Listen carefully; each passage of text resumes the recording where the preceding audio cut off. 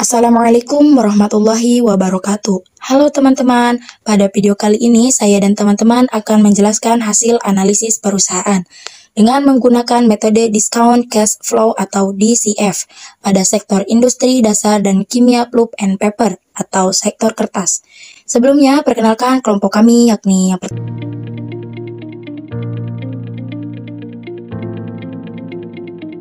Perusahaan Kertas Tejiwi Kimia Tbk dengan kode emiten TKIM didirikan di Indonesia pada tanggal 2 Oktober 1972 dan mulai beroperasi secara komersial pada tahun 1977. Pabriknya berlokasi di Jalan Raya Surabaya, Mojokerto, Sidoarjo, Jawa Timur, Indonesia.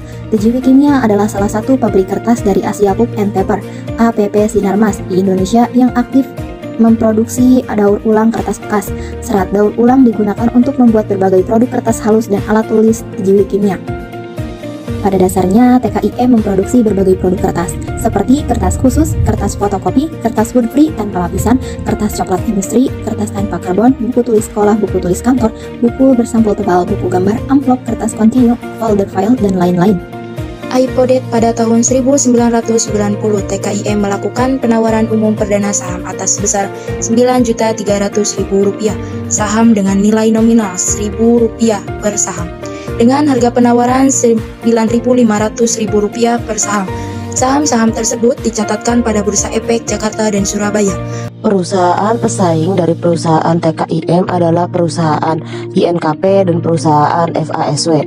Perusahaan PT Indah Kiat Pulp and Paper Tbk atau INKP adalah sebuah produsen pulp, paper, kertas, dan tisu yang berkantor pusat di Jakarta, berdiri pada tanggal 7 Desember 1976. INKP memproduksi bubur kertas, tisu, berbagai jenis produk kertas yang terdiri dari kertas untuk keperluan tulis dan cetak, berlapis dan tidak berlapis, kertas fotokopi, kertas industri seperti kertas kemasan yang mencakup container board, liner board, dan corrugated medium, corrugated shipping container, box board, food packing, dan kertas berwarna.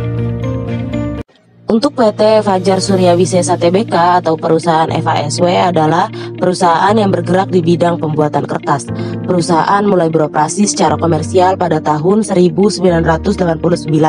Produk yang dihasilkan meliputi kertas kraft liner board dan corrugated medium paper yang digunakan sebagai bahan pembuatan kotak kemasan karton box dan juga coated duplex board yang digunakan sebagai bahan pembuatan kotak kemasan display. Analisis perusahaan dengan menggunakan metode discount cash flow. Sebelumnya, discount cash flow atau DCF merupakan salah satu pendekatan yang dapat digunakan untuk mencari nilai harga wajar saham sebuah emiten. Metode discount cash flow atau DCF adalah metode valuasi saham yang menggunakan konsep time value of money. Dapat diartikan bahwa nilai dari sebuah aset merupakan present value dari cash flow masa depan yang diharapkan dari aset tersebut. Analisis perusahaan menggunakan metode discount cash flow pada perusahaan TKIM dengan perusahaan pesaingnya, perusahaan INKP dan FASW. Earning per share FY 2022 pada perusahaan TKIM, EPS pada tahun 2021 1140, 2022 978,6. Untuk perusahaan pesaingnya, perusahaan INKP 2021 997, 2022 792,4. FASW pada tahun 2021 255, untuk 2022 214. Data dividen EPS dan PER pada perusahaan TKIM. Dividen EPS dan PER pada perusahaan pesaing, perusahaan INKP, DPS pada tahun 2013 sampai 2014 tidak ada, 2015 15, 2016 24, 2017 182, 2018 162, 2019 230, 2020 184, 2021 70, 2022 tidak ada. Selanjutnya price 2013 sampai 2017 tidak ada, 2018 7.875, 2019 8.075, 2020 7.050, 2021 7.600, 2022 7.475. Sedangkan EPS pada tahun 2013 negatif 100,51, 2014 35,1, 2015 negatif 124,66, 2016 313,98, 2017 240,47, 2018 567,16, 2019 390,99, 2020 142,58, 2021 248,17, 2022 214. Dan yang terakhir PER pada tahun 2013 sampai 2017 tidak ada. Selanjutnya 2018 13,88, 2019 20,65, 2020 49,44, 2021 30,62, 2022 34,92. Perusahaan FASW di rata-rata DPR dan EPS growth. Pada perusahaan TKIM, DPS dan EPS dari 2013 sampai 2021 bisa dilihat dari tabel tersebut. Untuk perusahaan pesaingnya, pada perusahaan INKP, DPS dan EPS dari 2013 sampai 2021 bisa dilihat dari tabel tersebut. Perusahaan pesaing selanjutnya, pada perusahaan FASW, DPS, EPS 2013 sampai 2021 bisa dilihat dari tabel tersebut. Future Value EPS perusahaan TKIM. Selanjutnya perusahaan pesaing pada perusahaan INKP. Perusahaan FASW, akumulasi dividen pada perusahaan TKIM sebesar 502,66 dan perusahaan pesaing pada perusahaan INKP sebesar 366,25.